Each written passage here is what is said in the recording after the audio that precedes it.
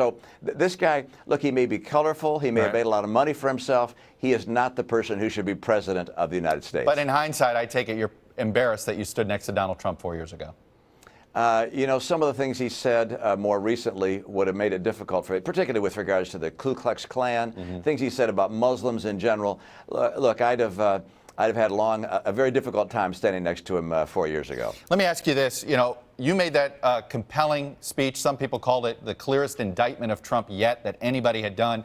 And hours later, the three candidates running against Donald Trump sat on a debate stage and all pledged to support him if he's the nominee. Did that disappoint you?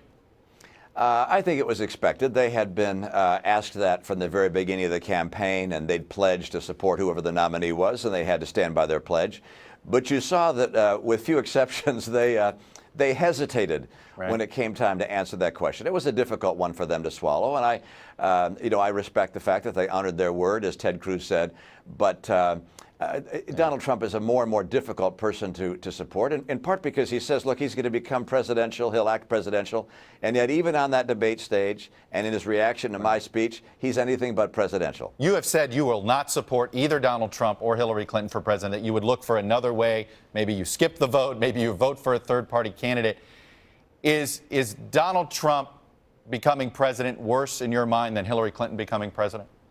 Both of them are pretty darn bad. As Lindsey Graham said, you know, a poison or a bullet. And I'm going to be voting, but I'll vote for someone who's on the ballot that I think is a real conservative and who would make us proud.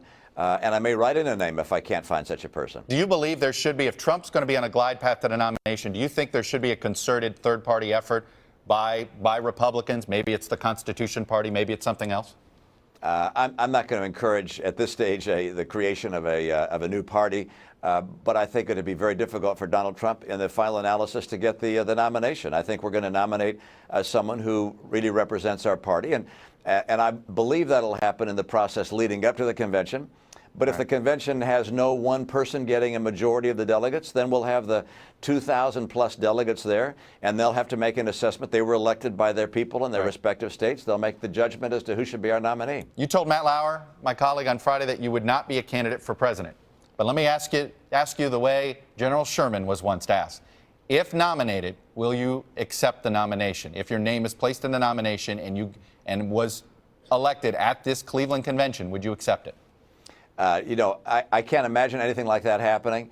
And I don't think anyone in our party should say, oh, no, even if the people of the party wanted me to be the president, I would say no to it. No one's going to say that. But I can tell you this, I'm not a candidate. I'm not going to be a candidate. I'm going to be endorsing one of the people who's running for president. And one of the people, I can guarantee you this, one of the people running for president, one of the four, is going to be the Republican Party nominee. 3 of the 4 are people I would endorse. But I'm not running, and I'm not going to be running.